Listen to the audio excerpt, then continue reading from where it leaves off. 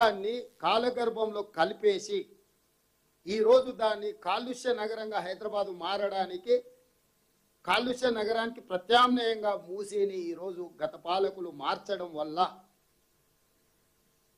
చరిత్రలో మనము చరిత్రహీనులుగా మిగలకూడదన్న ఆలోచనతోని ఈ ప్రభుత్వం ఒక మంచి ప్రణాళికతోని ముందుకు వచ్చింది. ఈ ప్రణాళికను అమలు చేసేటప్పుడు దాని పరివాహక ప్రాంతంలో ఉన్న పేదలు, అత్యంత నిరుపేదలు, బ్రతకడానికి వలస వచ్చిన వాళ్ళు లేదా తరతరాలుగా ఇక్కడే నివసిస్తున్న వాళ్ళ యొక్క భవిష్యత్తు ఏందనేది ఒక ప్రశ్న. వాళ్లకు అన్ని రకాలుగా ఆదుకునే బాధ్యత వాళ్ళతోని సంప్రదించి వాళ్ళ సమస్యల్ని తెలుసుకొని సమస్యల్ని పరిష్కరించుకుంటూ ఒకరొకరిని తరలించాలన్నదే మా ఆలోచన.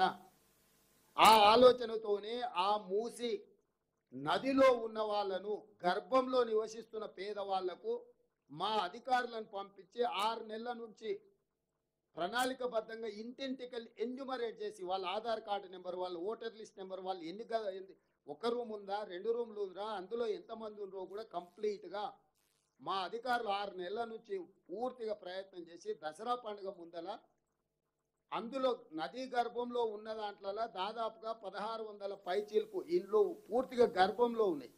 వాళ్ళందరికీ దసరా పండుగ వాళ్ళకి సంతోషం తెచ్చిపెట్టాలని చెప్పి డబుల్ బెడ్రూమ్ ఇల్లు ఇచ్చి ఇండ్లతో పాటు తవ్వ ఖర్చులకు ఇక్కడి నుంచి అక్కడికి మారితే పనికి పోవడానికి ఇబ్బంది అవుతుందని చెప్పి 25,000 రూపాయలు వాళ్ళకి ఇచ్చి సంతోషంగా వాళ్ళకు ఇంటికి ఇచ్చి, నేను మిమ్మల్ని అడుగుతున్న వేమ్లఘాట్లోనో మల్లన్న సాగర్లోనో మునిగిపోయిన 14 గ్రామాలలో ఏ ఒక్కడికైనా ఈ దుర్మార్గులు తాళం చెవ్విచ్చి ఇది మీ రిహాబిలిటేషన్ కోసం మీకు కట్టిన ఇల్లు ఇవి తీసుకొని ఇచ్చిందా? మిడ్ బానేరులో పిల్లనిచ్చిన పాపానికి మిడ్ బానేరులో ముంచితే ఈ రోజుకు మిడ్ బానేరులో 10 సంవత్సరాల తర్వాత కూడా అల్లుడి నోట్ల శని, మాకు కూడా శని తగులుకున్నదని ఈరోజు మిడ్ బానేరులో తిట్టురు. పోయి మీకు అందరికీ ఇల్లు ఇస్తా అని వేములవాడ రాజన్న దగ్గర పోయి ఒట్టేసి చెప్పొచ్చాడు. ఈ రోజుకి అది అమలు చేయలే. మేము అట్లా చేయలేదే. ఎవరికైతే డబుల్ బెడ్రూమ్ ఇల్లు తాళాలు ఇచ్చి తొవ్వ ఖర్చులకు ఇచ్చి మా అధికారులు ఉండి సామాన్లు సర్ది బండ్ల పెట్టి పంపించి వాళ్ళతోనే వాళ్ళు నిర్మించుకున్న ఇంటికి దర్వాజాలు, కిటికీలు ఇంకేమైనా అక్కడికి వచ్చేటుంటే మీరు తీసుకెళ్ళండి అని చెప్పి వాళ్ళ చేతని చేపిస్తే హైడ్రా వస్తుంది, బుల్డోజర్లు పెడుతురు.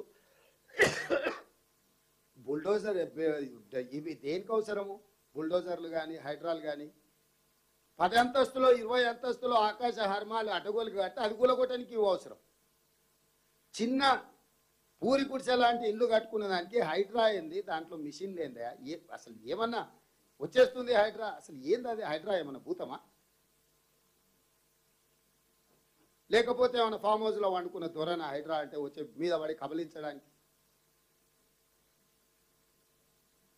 పేదలు సంతోషంగా ఇంటి తాళాలు తీసుకొని భార్య పిల్లలతో పోయి పండుగ పూట గృహప్రవేశం చేసుకొని దసరా పెద్ద పండుగ వాళ్ళు చేసుకోవడానికి మేము ఏర్పాటు చేసి 1690 మందికి ఇండ్లు ఇవ్వండి అని చెప్పి నేను అధికారులను ఆదేశించి తవ్వ ఖర్చుల గురించి పంపిస్తే వాళ్ళు పోవడానికే వీల్లేదంటారు. అంటే వాళ్ళ జీవితాలు అట్లనే ఉండాలి, వాళ్ళు అట్లనే కుంగిపోవాలి, వాళ్ళ జీవితాలలో అసలు పండుగనే ఉండకూడదు అన్న వీళ్ళ ఆలోచన.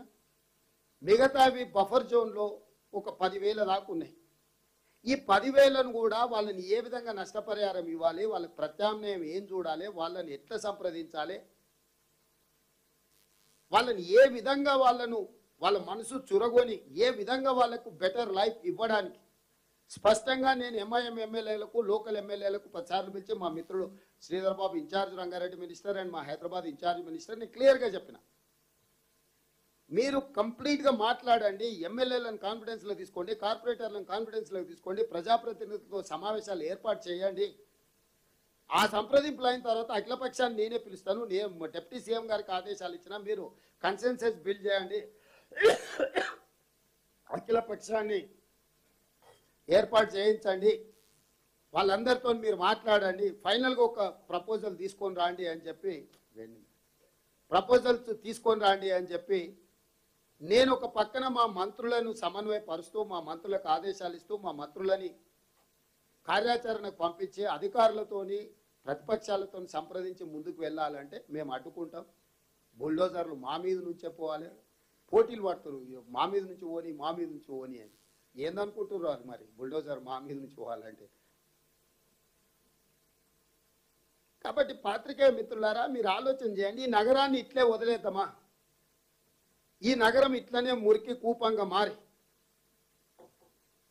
చెరువులు పోయినాయి, కుంటలు పోయినాయి, నాలాలు పోయినాయి, మూసుకపోయిన తర్వాత ఎక్కడికి పోదాం?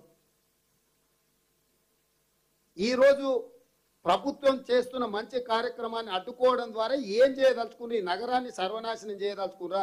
చరిత్ర సమాధులల్లా ఈ నగరాన్ని సమాధి చేయదలుచుకురా? ఈ నగరం బాగుపడొద్దా? నిన్నగాక మొన్న మీరు చూసిండ్రు, వర్షం పడితే చెన్నై ఏమైంది, బెంగళూరు ఏమైంది? తాగడానికి నీళ్లు లేక ఇట్లాంటి దుర్మార్గాలు చేయడం వల్ల, చెరువులు ఆక్రమించుకోవడం వల్ల, కాంక్రీట్ జంగులు చేయడం వల్ల బెంగళూరు సిటీ ఈరోజు ఏ పరిస్థితికి దారితీసింది? సరైన వ్యవస్థలు ఏర్పాటు చేసుకోకపోతే ఏం జరిగిందో చెన్నై చూసిండ్రు. దుబాయ్లో అంత అద్భుతమైన దుబాయ్ నిర్మించుకున్న ఒక వర్షం వస్తే దుబాయ్ ఏం జరిగింది? అదేవిధంగా మన వాయనాడులో ప్రకృతిని చెరబడితే ఏం జరిగింది? కళ్ళ ముందు మనం చూస్తున్నాం. అంతెందుకు ఖమ్మంలో జరిగిన కొన్ని పరిణామాలు, మొన్న 3 గంటలు కురిసిన వర్షానికి ఖమ్మంలో జరిగిన విపత్కర పరిస్థితులు, విజయవాడ మునిగిపోయిన పరిస్థితులు మన కళ్ళ ముందల కళ్ళ కట్టినట్టు ఉన్నాయి. నేను మిమ్మల్ని అందరిని అడగదలుచుకున్నా, ఇందులో ఏదైనా మూసీ ప్రాంతంలో ఈ పేదల్ని ఖాళీ చేయించడం ద్వారా, ఈ పేదలకు ప్రత్యామ్నాయం ఇవ్వడం ద్వారా ఈ పేదల నుంచి మేమేమైనా ఆర్థిక లబ్ధి పొందుతున్నామా? నేను కానీ, నా మంత్రులు కానీ, నా సహచరులు ఎవరైనా ఆర్థిక ప్రయోజనం మాకేమన్నా ఉందా? నెంబర్ 1. నెంబర్ 2, అక్కడ తీసిన దాంట్లో ఎవరైనా తీసుకొని వెళ్ళి ఊరికి తీసుకుపోయేది ఉందా? శ్రీధర్ బాబు గారు మంతనికో లేకపోతే పొంగులేటి గారు పాలేరుకో ఏమైనా మూసీలా కొంత ఏరియాని చుట్టూ సాపం చుట్టినట్టు చుట్టి సంకలు పెట్టుకొని మనం తీసుకుపోయేది ఉందా? మూడవది, మేము 5 ఏళ్ళు ఉంటామా 10 ఏళ్ళు ఉంటామా ప్రజలు నిర్ణయిస్తారు. కానీ ఒక్క ముప్పెను వచ్చి తుడిచిపెట్టకపోతే నగరమే మిగలదు. ఒక్క చిన్న వాన వస్తే ఎన్ని గంటలు మీరు ట్రాఫిక్ జామ్లు ఇరుక్కుంటున్నారు మీరు చెప్పండి. మళ్ళీ మీరే తిడుతున్నారు. సిన్కు పడితే చాలా హైదరాబాద్ నగరంలో ట్రాఫిక్ జామ్ అయిపోతుంది, గంటల కొద్ది రోడ్ల మీద ఉంది. ఈ ప్రభుత్వానికి ఏం రోగం వచ్చింది? ఈ ప్రభుత్వం ఏం పనిచేయదా అని మీరే అంటారు. ఈ నీళ్ళని ఏడికి దోలాలి మీరు చెప్పుంది.